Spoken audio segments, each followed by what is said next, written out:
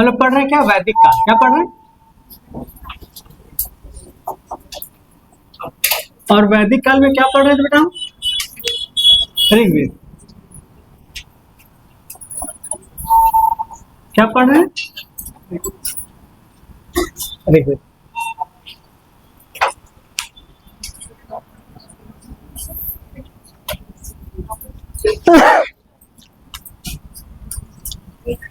ऋग्वेद काल का वो क्या देखना है? समाज। क्या देखना है? समाज देखना है। और हम एक एक करके डिफाइन करेंगे अलग अलग, क्योंकि अब आप चाह रहे कुछ फैक्ट भी हो जाए और कुछ कॉन्सेप्ट भी। तो कल भी कुछ फैक्ट लिखा था, आज भी कुछ फैक्ट दिखाकर और फिर आएंगे हम कॉन्सेप्ट पे। क्या आएंगे? कॉन्सेप्ट पे। एक्चुअली फैक्ट हम पहली बार लिखा रहे हैं, क्योंकि फैक्ट लिखाने का आदत नहीं है, समझाने का ज्यादा था, लेकिन बहुत डिमांड के बाद हम फैक्ट कर रहे हैं और कह रहे हैं बच्चे लोग सर की बहुत चीज छूट जाता है फैक्ट नहीं होने पर। कर देना राहुल, कोई दिक्कत नहीं है।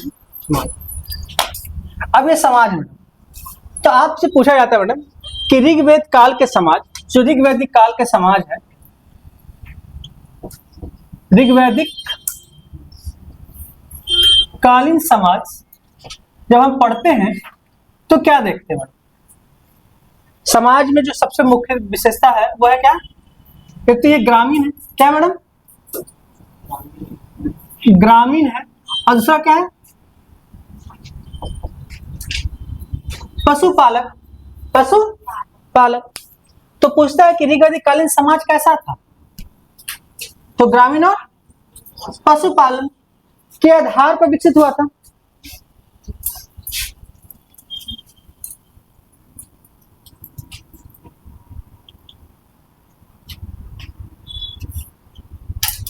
आधारित था।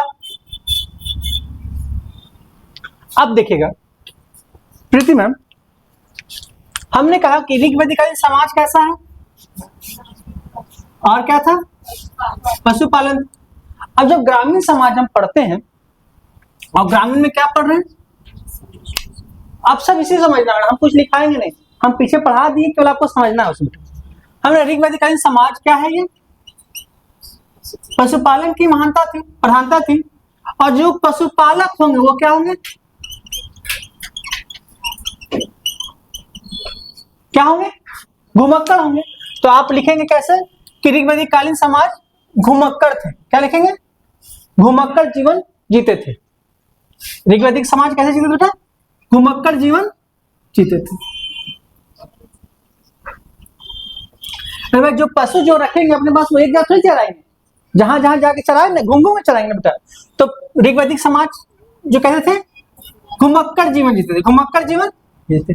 अब देखिएगा सिंपल सी बात, ऋग्वेद के चौथे मंडल में किसका चर्चा हुआ है हमसे? कृषि का। उससे पहले हुआ है क्या? दूसरे मंडल में क्या हुआ है? आरोहण। तीसरे मंडल में क्या हुआ है? गायत्री मंत्र का उच्चारण हुआ। जब ये घुमक्कड़ जीवन जी रहे हैं मैडम, घुमक्कड़ जीवन जी रहे हैं, तो इनका अस्थायी जीवन होगा क्या?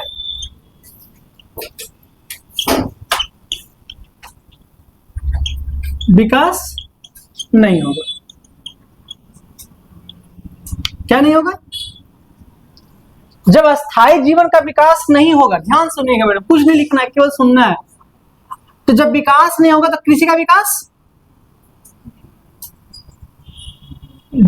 भी नहीं होगा।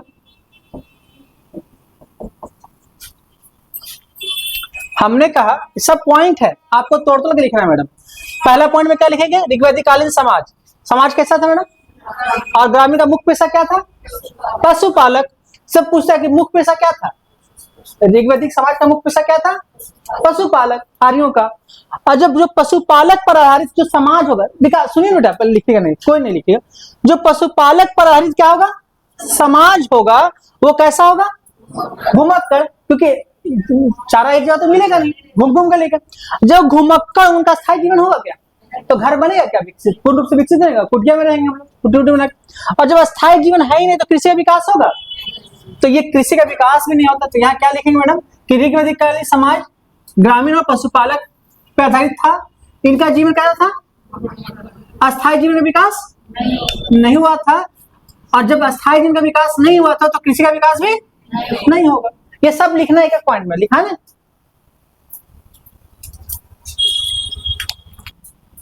ऋग्वेद में जो सबसे महत्वपूर्ण चीज हम पढ़ते हैं, चाहे वो पशु के लिए या जानवर के लिए, क्योंकि सब सिंधु प्रदेश में इसका विकास हुआ था। इनका विकास कहाँ हुआ मैडम? हम सब लिखाएंगे एक एक करके, केवल हमको बोर्ड पे पहले डायग्राम बना दीजिए, ठीक बेटा। ऋग्वेद का जो स्थापना हुआ था, स्थापना कहाँ हुआ था बेटा? सिंधु प्रदेश में हुआ था। कहाँ हुआ था? सिंधु प्रदेश में हुआ था मैडम। अब सब सिंधु प्रदेश में क्यों हुआ था? व्हाट बताइए मैडम।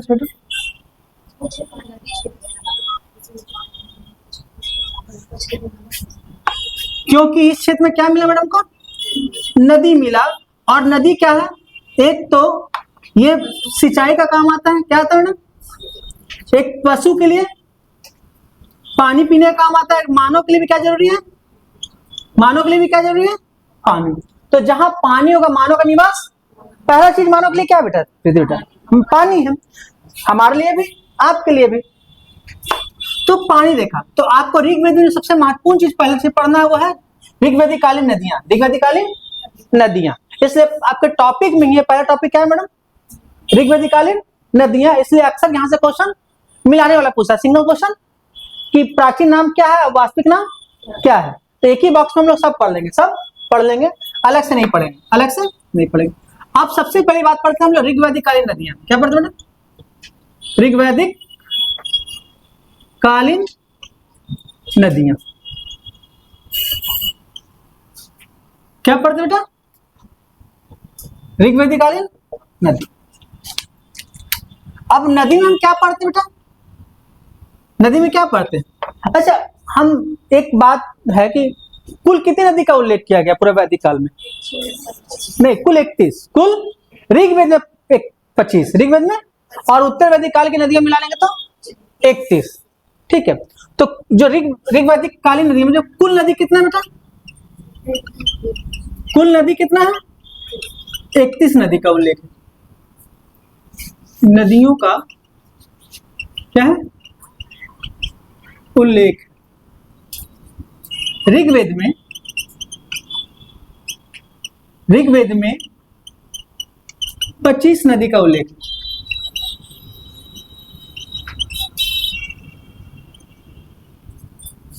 कितनी नदी का उल्लेख है?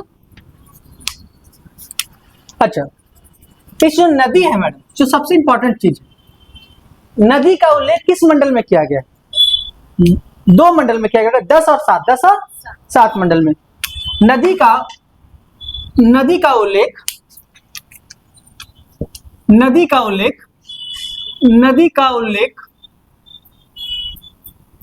10वें मंडल और हिंदी में 7वें मंडल में किया गया।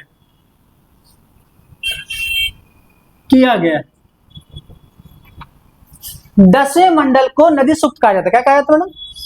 10वें मंडल को क्या कहा जाता है? मैम लिख दे। 10वें मंडल को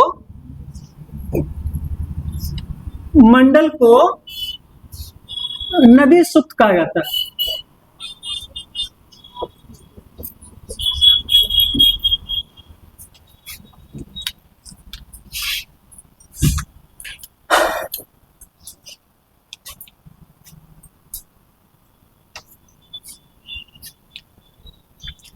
कुछ समझ में आ रहा कमल बेटा?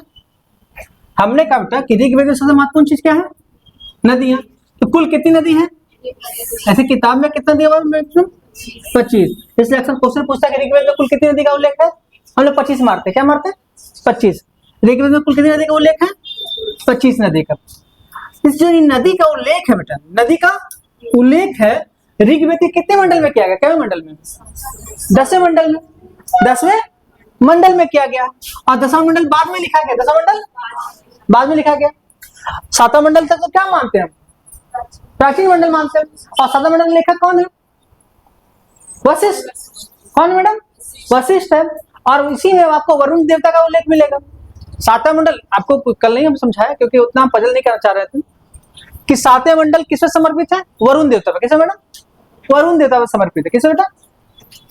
सातवां मंडल है जो वशिष्ठ ने लिखे हैं वो किस पे लिखे हैं? वरुण देवता पर समर्पित है। तो ये जो ऋग्वेद की नदियां है बेटा, इसमें जो उल्लेखित है ऋग्वेद में, यहां लिखते हैं बेटा, ठीक है, यहां लिखना। ऋग्वेद में उल्लेखित है क्या बेटा? पहली नदी कौन है? गंगा। कौन है बेटा? गंगा। अंतिम है गोमती। अंतिम क्या बेटा? ये पहली नदी है। अंतिम नदी कौन है जिसका उल्लेख है? आपको बहुत जगह बुक में गोमल मिलेगा। क्या मिलेगा बेटा? तो गोमती को ही, ये प्राचीन नाम है गोमती, वर्तमान नाम क्या है? गोमल। वर्तमान नाम क्या बेटा? ठीक है, जैसे आपका घर का नाम क्या है कुछ और, दोस्त लोग कुछ और बोलते हैं, तो अभी ये प्राचीन नाम है गोमती। क्या बेटा? इसी का क्या नाम है वर्तमान नाम? गोमल। क्या है? गोमल। इसलिए आप लिख दीजिए गोमती या आरती मैम? गोमल। गोमती या गोमल? गोमल। कहा गया इसी में, इसी ऋग्वेद में कहा गया है सबसे पवित्र नदी स्वती। सबसे अधिक बार उल्लेख ऋग्वेद में किया गया है। किसका किया गया? सिंधु नदी का। ठीक है। गंगा का एक बार उल्लेख किया गया। कितने बार? सरयू का एक बार, और यमुना का 2 बार, 3 बार। 3 बार यमुना का 3 बार उल्लेख किया गया। देखिए, अब हमको समझाना था, लेकिन क्योंकि आज फैक्ट का क्लास है इसलिए हमको उतना समय नहीं देना चाह रहे हैं कि बहुत सारा फैक्ट लिखाना पड़ जाता है। देखिएगा, हमने कहा कि ऋग्वेद जब हम पढ़ते हैं तो ऋग्वेद में क्या पढ़ रहे हैं हम लोग? नदियां। नदी का कुल कितने नदियां हैं? लेकिन ऋग्वेद में कितनी नदी का उल्लेख है? और नदी सूक्त किसे कहा जाता है? 10वें मंडल में सर्वाधिक नदियों का उल्लेख किया गया, लगभग 21। कितने किया गया? 21 नदी। 10वें मंडल में कितनी नदी का उल्लेख है? अकेले 21 नदी का उल्लेख। इस 10वें मंडल में कितनी नदी का उल्लेख है बेटा? 21 नदी का उल्लेख है। तो सब नहीं हम पजल करना चाह रहे हैं, इनको लिखना आपको साइड में लिखने में कोई दिक्कत नहीं है।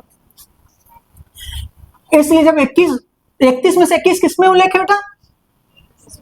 10वें मंडल में। इसलिए इसको क्या कहा गया? नदी सूक्त मंडल। नदी सूक्त मंडल कहा गया। कहा गया बेटा कि ऋग्वेद में जब नदी 10वें मंडल पढ़ते हैं, क्या पढ़ते हैं बेटा? 10वें मंडल पढ़ते हैं तो किस नदी, जब नदी सूक्त जो स्टार्ट होता है वो किस नदी से स्टार्ट किया गया? गंगा से किया गया। गंगा से इसलिए किया गया था मैडम क्योंकि तब दशराग युद्ध हो चुका था, और क्योंकि वो कुरु प्रदेश में से आगे बढ़ चुके थे जहां गंगा का निवास स्थान था, इसलिए क्या लिखे? गंगा। क्या लिखे? गंगा। अब अंतिम गोमल कहां पे है बेटा? कहां पे है कोई बता सकते हैं ज्योग्राफी का स्टूडेंट?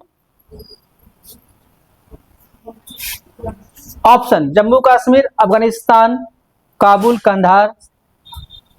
सब तो बता ही दे रहे, उसके बाद भी कोई नहीं बताते। ठीक ठीक ठीक है, कोई दिक्कत नहीं। अब आते हैं तो नदी सूत्र गंगा, अंतिम में क्या है?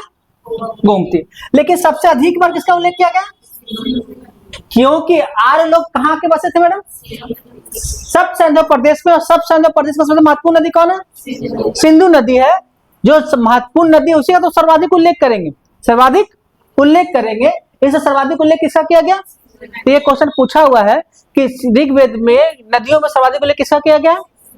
सिंधु। सबसे पवित्र नदी कौन है? सरस्वती नदी है, क्योंकि सरस्वती के पानी से जो वहां के ऋषि लोग होते हैं वो ऊर्जावान होते थे, ज्ञानवान होते थे, बुद्धि उनका बढ़ता था, इसलिए इन्हें क्या माना गया? और इसी नदी के तट पर जितनी ग्रंथ है वो सब लिखी जाती थी, इसलिए इस नदी को क्या माना गया?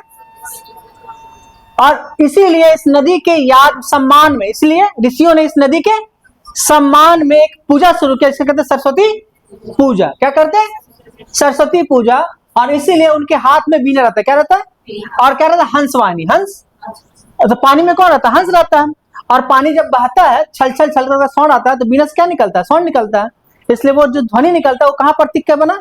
बीना का। क्या बना? और जो हंस है जिसपे नदी में वो तैरते रहते हैं, वो प्रतीक बना इसका। तो ये सरस्वती पूजा का जो हम लोग अपने कोचिंग में अक्सर करते हैं। अब जो अक्सर हमसे पूछता है कि नदियों में, क्योंकि हमको जब हमको पढ़ाना है, हमको ये ऋग्वेद के क्या पढ़ाना है बेटा? ऋग्वैदिक कालीन समाज पढ़ाना है। तो उसमें हमको नदी ही पढ़ाना है, प्रशासन ही पढ़ाना है और राजा ही पढ़ाना है। 3 चीज पढ़ाना है। तो पहले नदी पढ़ाते हैं और फिर हम 3 चीज लगातार छोटे छोटे पार्ट में हम पढ़ा देंगे। परिवार का विकास कैसे हुआ, राजा का विकास कैसे हुआ और उसकी राजनीतिक शक्तियां। हम तीनों को आज ही खत्म करना चाह रहे हैं। दीप्ति बेटा ध्यान से आएगा, ठीक है? सिंधु, सिंधु, इसमें कोई डाउट है क्या? बिपाशा, बिपाशा बासु, एक हीरोइन थी ना पहले, बिपाशा बासु, बिपाशा व्यास, बिपाशा बोलिएगा, जोर से बोलिएगा, ये भी याद रहेगा। सुषोमा और सोहन, सुषोमा, सुषोमा का विवाह किससे हुआ? सोहन, ठीक है। गोमती, गोमल भी याद रहेगा। गोमती, गोमती, अस्किनी, अस्किनी, अस्किनी, अस्किनी, एसएस, शत्रुदी, शत्रुदी, परशुदी तो याद ही रहेगा। कहाँ होगा? खाली इसका ये नाम याद रखना, ठीक है? बिस्ता झेलम, ऐसे बोलिएगा, बोलिएगा, जोर से बोलिएगा, जोर से बोलिएगा। कुर्रम, कुर्मु, कुर्मु, कुर्रम, कुर्मु, सदानीरा, सदानीरा, सदानीरा, सदानीरा, सदानीरा, सदानीरा, सदानीरा, ये भी याद आया। कुंभा काबुल, कुंभा, कुंभा, कुंभा, कुंभा, ये भी याद रहेगा। स्वास्तु, स्वाद। तो आपसे जो क्वेश्चन पूछता मिलाने के लिए अक्सर आता है 1, 2, 3, 4, 5, 6, 7, 8 और ये 9, इतना मिलाने आता है, ठीक है? बाकी लोग नहीं आते हैं, टेंशन नहीं लेना, टेंशन बहुत कम पढ़ना है, मात्र 9 मात्र। चलिए अब ये इधर से पढ़ेंगे तो तुरंत याद हो जाएगा। अब उल्टा पढ़िए तो व्यास का, व्यास का, देखिए ये भी वाह है और ये भी वाह है, ये आधा वाह और ये पूरा वाह है, बस फर्क यही है, फर्क इसे याद हो जाएगा। व्यास, सोहन, गोमल, चिनाब, चिनाब, चिनाब, सतलज, सतलज, सतलज, सतलज, रावी, रावी, रावी, झेलम, झेलम, कुर्मु, कुर्रम, कुर्रम, गंडक, गंडक, काबुल, स्वात, याद हो जाएगा, याद हो जाएगा। अब देखिएगा, इन आर्यों ने जो मध्य एशिया से आए थे, मध्य एशिया से कौन आए थे बेटा? आर आए थे, और आर आए तो कहां बसे? सप्तसंज। लेकिन वैदिक काल के बाद जाते जाते उत्तर वैदिक काल आते आते इनका विस्तार कुरुक्षेत्र तरफ होने लग गया था, लगभग यूपी के आसपास और विंध्याचल पर्वत के ऊपर तक। मतलब विंध्याचल पर्वत पार, विंध्याचल पर्वत को पार करने में पहला मुस्लिम शासक थे अलाउद्दीन खिलजी। कौन थे? अलाउद्दीन खिलजी। तो यहाँ पर महाराष्ट्र के पास एक पर्वत है, उसको कहते हैं विंध्य पर्वत, विंध्याचल पर्वत। क्या कहते हैं बेटा? कहाँ पे बेटा? कहाँ पे तनु? महाराष्ट्र के पास, ठीक है? महाराष्ट्र और मध्य प्रदेश के बीच में एक पहाड़ निकलती है, उसको कहते हैं विंध्याचल पर्वत। क्या कहते हैं? क्या कहते हैं? और ये है हिमालय। ये क्या बेटा? हिमालय। अब देखिएगा, ये हिमालय से लेकर विंध्याचल पर्वत, यहां से यहां, और ये बंगाल की खाड़ी से लेकर आपको अरब सागर तक, इस बीच के क्षेत्र को आर्यवर्त कहा जाता है। क्या कहा जाता है? आर्यवर्त। तो आप बोलते हैं आर्यवर्त है। नाम क्या है?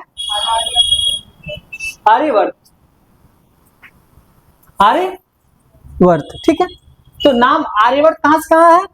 हिमाचल से लेकर विंध्याचल पर्वत तक, इधर बंगाल की खाड़ी से लेकर अरब सागर तक, के क्षेत्र को क्या कहते हैं? आर्यवर्त। तो अब आपसे हम इसलिए पढ़ा रहे हैं कि आर्यों का विस्तार अब कहाँ होगा? आर्यवर्त क्षेत्र में। कहाँ होगा? अभी से कहाँ तक थे? आप कहाँ बढ़ेंगे उत्तरवर्ती काल में? आर्यवर्त क्षेत्र में बढ़ेंगे, मतलब धीरे धीरे इधर ये बढ़ना शुरू करेंगे। अब कहा था कि आर्यों का जो सबसे महत्वपूर्ण पुस्तक है वो शतपथ ब्राह्मण है। कौन है? शतपथ ब्राह्मण है, जिनके उनके राजनीतिक, सामाजिक, आर्थिक, धार्मिक सभी जीवनों का प्रकाश सबसे महत्वपूर्ण पुस्तक है मैडम। ऐसे आता चर्चा नहीं है। और शतपथ ब्राह्मण किसका है? कृष्ण यजुर्वेद की या शुक्ल यजुर्वेद का? शुक्ल यजुर्वेद का।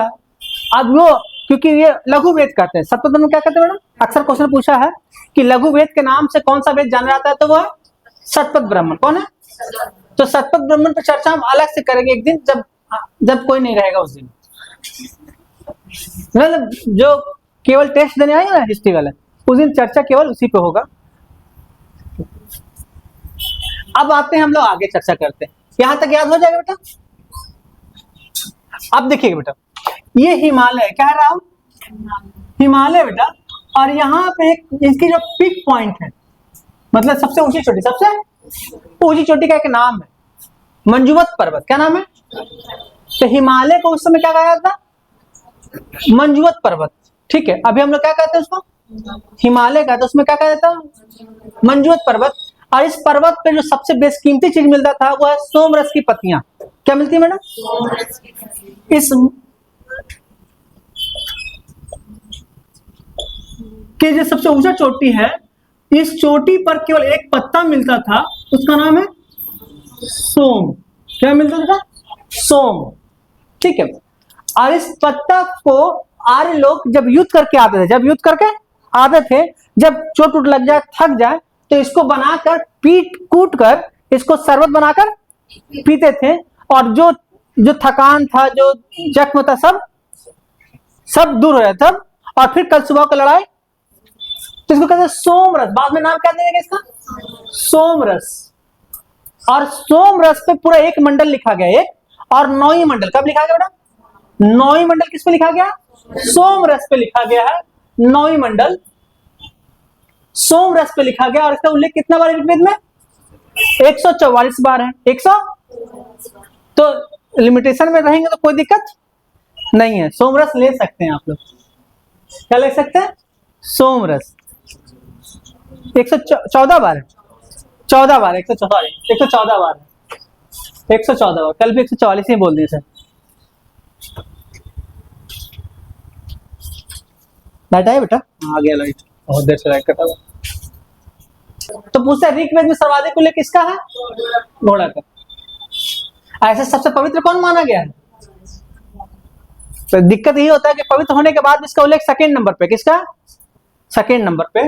तो हम जब अर्थव्यवस्था पढ़ाएंगे तो चर्चा वहां करेंगे, अभी हम परेशान करना नहीं चाह रहे। ऋग्वेदिकालीन राजनीति। तो पहला चीज हमको पढ़ना है वो पढ़ना है प्रशासनिक इकाई। क्या पढ़ना है? इकाई। ये फर्स्ट पढ़ेंगे। सेकंड क्या पढ़ेंगे? राजा। इस काल में राजा की स्थिति क्या थी? और तीसरा क्या पढ़ेंगे? बेटा? संस्थाएं। संस्थाएं, प्रशासनिक संस्थान लिखिए। ठीक है, प्रशासनिक संस्थान,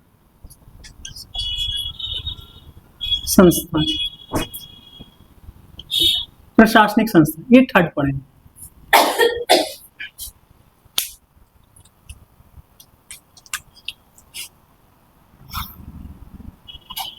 तो हम किस काल के बारे में पढ़ रहे हैं बेटा? केवल ऋग्वेद। अभी हम उत्तरवैदिक काल के जो प्रशासनिक संस्था है, इकाई, उसकी चर्चा हम नहीं करेंगे, केवल किसका करेंगे? ऋग्वेद। तो जब आर्य लोग, क्या बेटा? आर्य लोग कहां से आए? मध्य एशिया से आए। तो ये परिवार के रूप में आए थे, अपने अपने परिवार। तो हम एक परिवार है, तो हम आ गए। तो प्रशासनिक इकाई का जो पहला भाग होगा हमेशा होगा, क्या होगा? परिवार। क्या बनेगा? परिवार। अब परिवार से ही सबका विकास होना शुरू होगा। परिवार से क्या विकास होगा मैडम? कुल का किसका होगा? हम एक एक करके आएंगे। परिवार से किसका विकास होगा? कुल का। कुल से किसका विकास होगा अंशु? ग्राम का। ग्राम से किसका विकास होगा? विश्व का। और विश्व से किसका विकास होगा? जन का। जन का। हम जनपद नहीं लिख रहे हैं, क्या लिख रहे हैं मैडम? जनपद उत्तर वैदिक काल है। क्या मैडम? उत्तर वैदिक काल में। इसलिए हम बोले कि हम किस काल का पढ़ रहे हैं। तो यहां आप नोट में हम लिखेंगे मैडम, नोट में लिखेंगे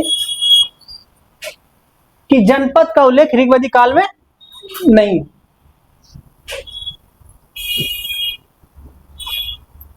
उल्लेख ऋग्वेद में नहीं। जनपद का उल्लेख क्या नहीं मिला बेटा? ऋग्वेद में नहीं है बेटा। परिवार तो हम लोग जानते हैं मैडम, परिवार क्या होता है बेटा, ठीक है। ये कुल आते हैं आंसर। कुल कैसे बनता था राहुल? कई परिवार, हमने बोला कि कई परिवार मिलकर क्या बनेंगे, और कई कुल मिलकर क्या बनेंगे, और कई ग्राम मिलकर क्या बनेंगे, और कई विश्व मिलकर क्या बनेंगे। खत्म हो गया। बस बीच में क्या जोड़ देना है? कई। इस बीच में क्या जोड़ देना मैडम? कई। अब समझ में आ जाएगा। तो परिवार सिंगल बेटा, तो परिवार कई मिलकर क्या बने, और कई कुल मिलकर क्या बने, और कई ग्राम मिलकर क्या बने, और कई विश्व मिलकर जन मिले। अब पूछता है कि एक क्वेश्चन आया था, क्वेश्चन क्या था मैडम कि ये ऋग्वैदिक काल में राजनीति की सबसे छोटी इकाई को क्या कहते हैं? ऋग्वैदिक काल में राजनीति की सबसे छोटी इकाई को क्या कहते हैं? ऑप्शन सामने है।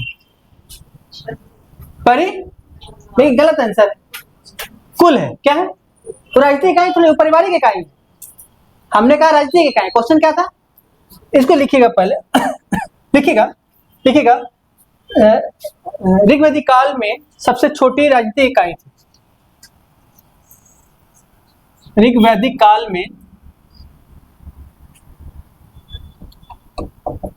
सबसे छोटी क्या थी बेटा?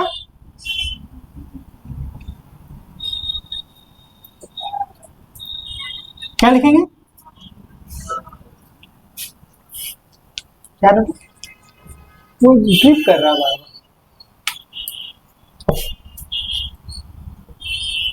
इकाई थी। अब देखिए सिंपल सा बात है राहुल बेटा, देखिएगा जब ये सबसे छोटा है तो सबसे बड़ा कौन होगा? वैदिक काल में लिखाना होगा। अब इसको नहीं समझ में बेटा, ये सबसे छोटा सबसे बड़ा कौन होगा? यहीं तक उल्लेख है, लास्ट यहीं तक ऋग्वेद में। तो ऋग्वैदिक काल का सबसे बड़ा संस्था, सबसे बड़ी संस्था। अब देखिए ऋग्वैदिक काल में का निर्माण कैसे होता था? कई पारिवारिक समूह को मिलाकर। इसका निर्माण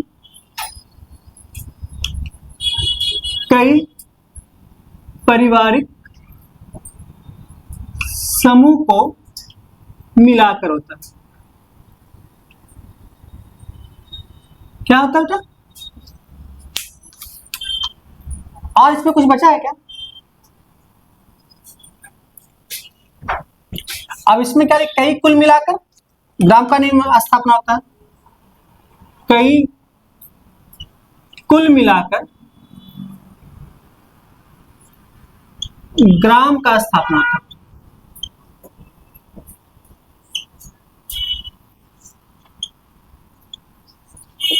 क्या होता है?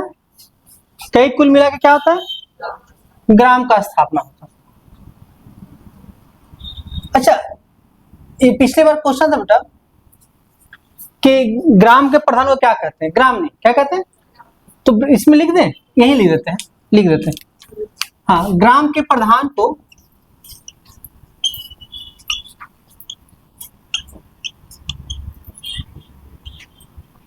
ग्रामनी कहते हैं। सबसे इंपॉर्टेंट लाइन यही है, ग्रामनी को अंडरलाइन कीजिएगा। जहां प्रधान वर्ड आ जाए, प्रधान किसे कहते हैं क्वेश्चन वहीं से बनता है, ठीक है। तो ग्राम के प्रधान क्या कहते हैं? ठीक है। फिर कई ग्राम मिलकर क्या बनेंगे? विश्व। स्थापना होगा। तो ये नहीं पूछता बेटा, पूछता है कि विश्व का उल्लेख कितना बार हुआ, 170, जन का 275। तो कहता है ऋग्वेद में इसका उल्लेख 170 बार हुआ है। कितने बार हुआ है? अच्छा, विश्व का भी कोई प्रधान होता था क्या? बृहस्पति। विश्व के जो प्रधान होते थे अभी सबका कहानी सुनाएंगे अलग से। और कई ग्राम मिलकर क्या बनते थे? कई विश्व मिलकर क्या बन गए? जन बनते थे। इसका उल्लेख 275 बार हुआ है।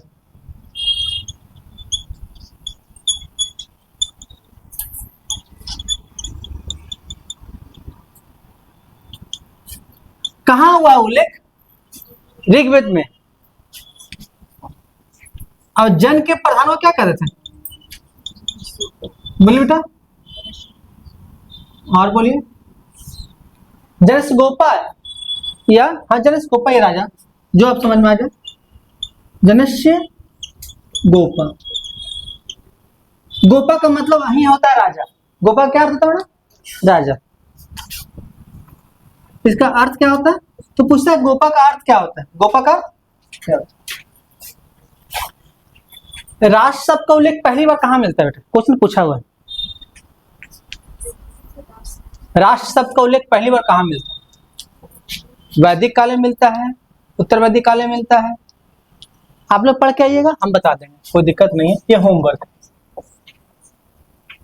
हम डिफाइन कर देंगे पूरा, टेंशन नहीं लेना, टेंशन नहीं लेना। तो दीप्ति बेटा बता दो, कई विश्व मिलकर क्या बने? जन का प्रधान क्या कहते हैं? जनस्य गोपा या गोप। ठीक है। विश्व का प्रधान क्या कहते हैं? बृहस्पति। क्या कहते हैं? बृहस्पति। बोलिएगा। अब देखिए, अब प्रशासनिक इकाई का स्थापना शुरू हो गया था। प्रशासनिक इकाई का स्थापना शुरू हो गया था। अब राजा शासन के लिए चुना जाएगा। अब जब परिवार बन गया, कुल बन गया, ग्राम बन गया, विश्व बन गया, जन बन गया, अब इसका क्या होगा बेटा? अब जब परिवार का विकास हो गया तो इसको क्या करना होगा? हमको रक्षा करना। और इस समय सबसे महत्वपूर्ण क्या था मैडम? पशु। क्या था? पशु था। और पशु का तो क्या कहा था? और इस रक्षा करने के लिए गांव के किसी व्यक्ति को क्या बनाया जाता था? राजा। और इस राजा का चुनाव किसके द्वारा होता था? समिति के द्वारा। क्या होता था? समिति के द्वारा। ठीक है। हमने कहा ऋग्वैदिक काल में सबसे महत्वपूर्ण क्या है? पशु। पशु को क्या करना है? क्योंकि आर्य जो आए अपने साथ क्या लेके आए? और जो हमारे हम लोग हैं वो क्या है?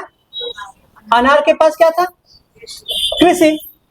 हमको भी अब आर्य, ऐसा नहीं कि आर्य लोग चोरी नहीं करते थे। आर्य लोग क्या चोरी करते थे? और अनार लोग क्या चोरी करते थे? तो ये नहीं सोचना है कि भैया केवल आर्य लोग का चोरी होता था, ऐसा बात नहीं है। अब देखिए मैडम, अब चुनाव हुआ। और चुनाव किस द्वारा हुआ?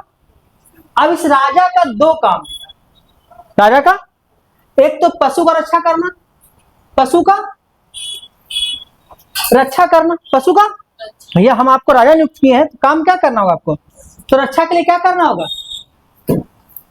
लड़ाई होगा। अब लड़ाई करेंगे तो किसी न किसी अनार को क्या करेंगे हम? अनार या आर को भी क्या करेंगे हम? हराएंगे। हराएंगे ना मैडम। अब हराएंगे, जिसको हराएंगे उसकी संपत्ति, हम संपत्ति लेके आएंगे अपने पास। जैसे हम अनामिका को हरा दिए, अनामिका का जितना धन दौलत हम लूट कर ले आए, तो उसमें धन क्या था? या तो अनाज होता था, या आर को हराए तो पशु होता था। तो धन दो ही था। धन क्या था बेटा? या तो अनाज या पशु। हमने लेके आया, हमने अनाज, हम जीत गए हम। और हमने क्या लेके आया बेटा? तो अनाज और पशु लेके आए। तो हमको राजा किसने बनाया? और समिति आम जन का होता था। किसका होता था बेटा? आम जन का प्रतिनिधि होता था। मतलब आम जनता इसका मतलब मॉनिटरिंग करते थे और सबको सुनते थे, सबको सुनते थे। हम जो बताना चाहते वो, हमने कहा कि आर्य लोक का सबसे महत्वपूर्ण चीज क्या था और इसकी रक्षा करने के लिए क्या बनाया गया? और राजा का चुनाव किसके द्वारा होता था? अब राजा को क्या करना? पशु का रक्षा करना। रक्षा के लिए क्या कर गया? लड़ाई किया। और लड़ाई किससे होगा? या तो आर्य से होगा या अब वो जीत गया। क्या आर्य जीत गए? जो भी जीत गए वो अपने साथ क्या लेके आएंगे? अनाज। या तो इस अनाज और पशु क्या होगा? बंटवारा होगा। तो यही तो पूछना है कि बंटवारा कहाँ होता है? तो बंटवारा विदत में होता था। कहाँ होता बेटा? यही क्वेश्चन बताने के लिए इतना है। बंटवारा कहाँ होता है बेटा? अनाजों का बंटवारा। लूटी हुई संपत्ति का बंटवारा कहाँ होता था? विदत में होता था। सैनिक थे ना, वो सैनिक संस्था थी ना विदत। विदत का उल्लेख ऋग्वेद में 122 बार हुआ है। 100 सबसे महत्वपूर्ण संस्था इसी को माना जाता है। सबसे महत्वपूर्ण संस्था सभा का हुआ है 9 बार। सभा कितना हुआ बेटा? 8 बार। समिति का हुआ है 9 बार और विदत का हुआ है 100। और एक होता है क्या होता है बेटा? नहीं, गण का 46 बार। गण का 46 बार। एक होता है गण, उसका होता है 46 बार। तो ये क्वेश्चन पूछा हुआ है कि आर्य ऋग्वेद में सभा का उल्लेख कितनी बार हुआ है? सभा 8, समिति 9। बोलिए। विदत 122, विदत गण 100, गण 46, गण 147 गण है ना, है 46 क्या है? गण 46, गण विदत 22, विदत तो आप 122 जोड़ लीजिएगा आसान। विदत 22, विदत 122, समिति 9, समिति 9। तो इसको हमको आगे पढ़ना, इसलिए हम यहाँ चर्चा नहीं कर रहे हैं, बस यहाँ लिखा दिए। अब आते हैं हम आगे, ठीक है। अब राजा की स्थिति आते हैं। तो काली अब सेकंड आते हैं राजा। क्या आते हैं ना? राजा क्या? राजा में ज्यादा पढ़ना नहीं। राजा का जो पद था, अभी कुछ एक बार हमको समझा के हम लिखाएंगे क्या करके। ये राजा का जो पद था ये कैसा था राहुल?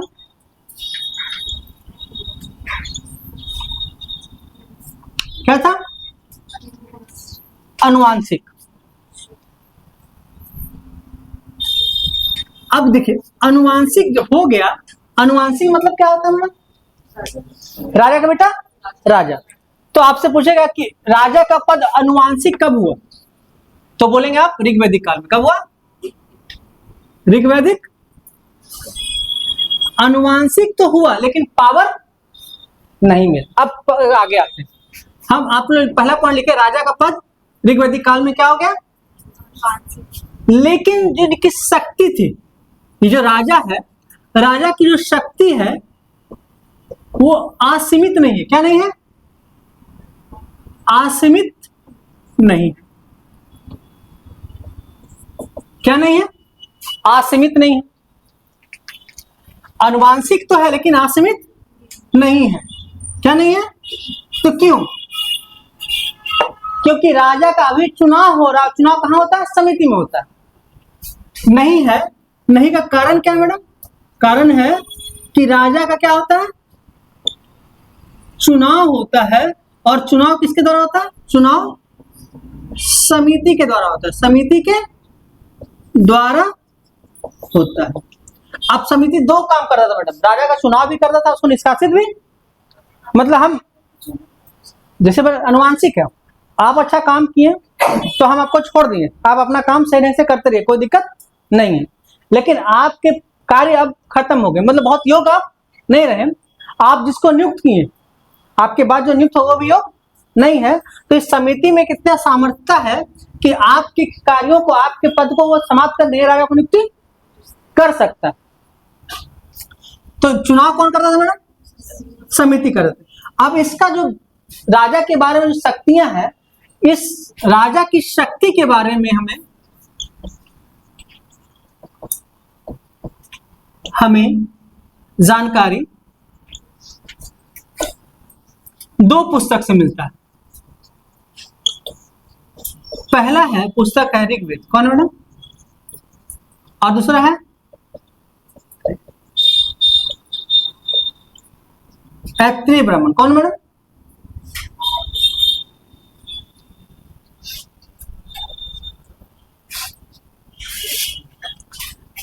राजा शक्तिशाली नहीं हुआ था। राजा क्या नहीं हुआ था? नहीं हुआ था। इसका मूल कारण है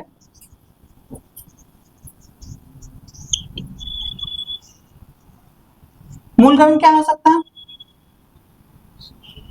राजा भूमि का मालिक नहीं था।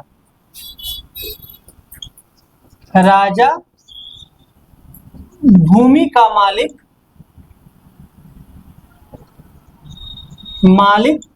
नहीं था। अरे भाई फैक्ट में क्वेश्चन नहीं पूछता, ये क्वेश्चन पूछता है कथन कारण में। कहां पूछता है मैडम? कथन कारण में क्वेश्चन पूछता है। कथन और कारण का बनाते हैं ना हम लोग, तो इधर क्वेश्चन वही बनता है। तो हमने क्या डायग्राम में बना दिया? क्या बना दिया? डायग्राम में। अब इसको हमने वन लाइन कैसे लिखेंगे मैडम? हमने राजा का लिखे गए, राजा का पद ऋग्वैदिक काल में अनुवांशिक था। अनुवांशिक था। सेकंड लिखेंगे, अनुवांशिक होने के बाद भी राजा की शक्ति असीमित नहीं थी, क्योंकि राजा का चुनाव किसके द्वारा होता था? समिति के माध्यम से होता था। और राजा की शक्ति का उल्लेख हमें दो पुस्तक मिलते हैं, ऋग्वेद और क्षत्रिय ब्राह्मण में मिलते हैं।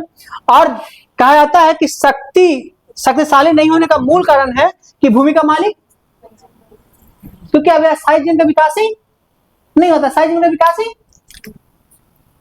विकास कब होगा? तो हम उत्तर वैदिक काल पढ़ना शुरू करेंगे, जब कृषि का उत्पादन बढ़ेगा। कृषि का उत्पादन बढ़ेगा उसमें। अब आते हैं प्रशासनिक संस्था। क्या आता है? प्रशासनिक संस्था। क्या आता है?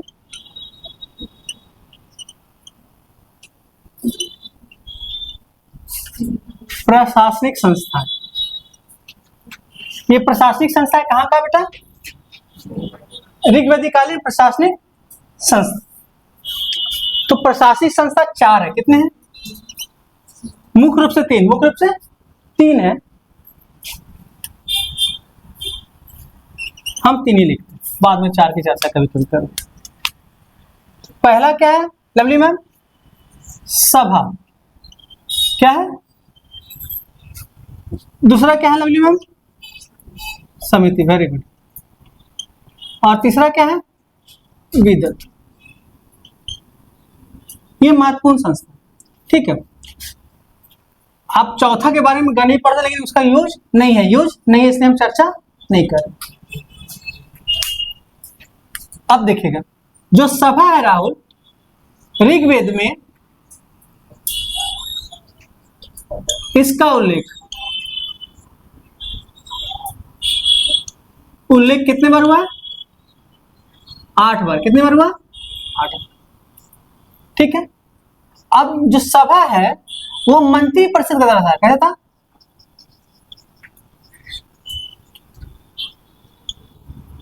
काम करता था। क्या काम करता था? ये जो थे मैडम, ये वृद्ध और अभिजात वर्ग का समूह था। ये संस्था वृद्ध और अभिजात वर्गों की संस्था थी। अभिजात मतलब उच्च वर्ग, मतलब जो संपन्न थे। ठीक है। अब देखिएगा, समिति का उल्लेख जो मिलता है, इसका जो उल्लेख मिलता है ऋग्वेद में, वो कितने बार मिलता है? 9 बार। कितने बार मिलता है? 9 बार। तो समिति आम जन की संस्था थी। क्या थी मैडम? आम जन की संस्था।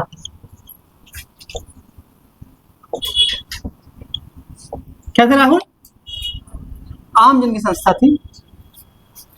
और समिति के प्रधान को, ये क्वेश्चन बार बार पूछा है, समिति के प्रधान को ईशान कहते थे। क्या कहते थे? को ईशान कहते थे।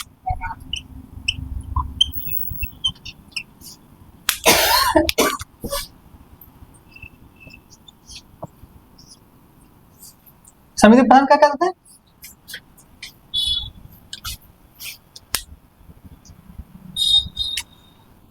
विदत का उल्लेख ऋग्वेद में कितना बार किया गया है? 122 बार उल्लेख किया गया। कहा जाता है कि आर्यों की सबसे प्राचीन संस्था थी, आर्यों की सबसे प्राचीन संस्था, आर्यों की सबसे प्राचीन संस्था थी। क्या थी मैडम? इसमें एक चीज अपने मन से लिखा था, आय का विभाजन यहीं से होता था।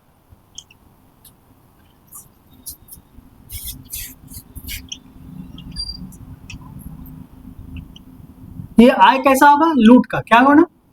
लूट के द्वारा।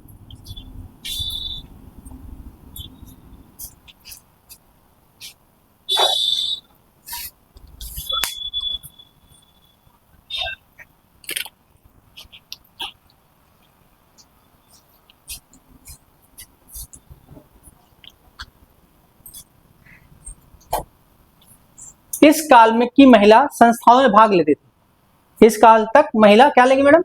संस्थाओं में, सभा समिति विदत में भाग लेगी। मतलब तीनों में कौन भाग ले सकती है? इन तीनों में कौन भाग लेगी? महिला। लेकिन उत्तर वैदिक काल में क्या होगा मैडम? कहां भाग नहीं लेती बेटा उत्तर वैदिक काल में? सभा समिति में। सभा समिति में भाग, मतलब क्या हुआ इसका? वही समझना मैडम, ये तो फैक्चुअल हो गए। इसे तो फैक्ट क्लास लिए, फिर कंसेप्ट क्लास चलेगा अभी। हमने कहा कि इसका उल्लेख कितनी बार हुआ है? मंत्री परिषद आता था। मंत्री परिषद मतलब क्या होता मैडम? कि जो महत्वपूर्ण लौकिक संस्था होती थी वो लोग इसका चला देते। मतलब राजा का निजी विचारधारा, जैसे क्या युद्ध करना है, कैसे लड़ना है, कहाँ लड़ना है, किस रूप में लड़ना है, वो कहाँ बात होता था? ठीक है। इसमें से वृद्ध और अभिजात वर्ग के लोग शामिल थे। इसमें क्या था मैडम? इसके प्रधान क्या कहते थे? और इसी के द्वारा क्या होता था मैडम? राजा का चुनाव। भूल गए थे इनके द्वारा ही, इस समिति के द्वारा ही, समिति के द्वारा ही राजा का चुनाव होता था। चुनाव होता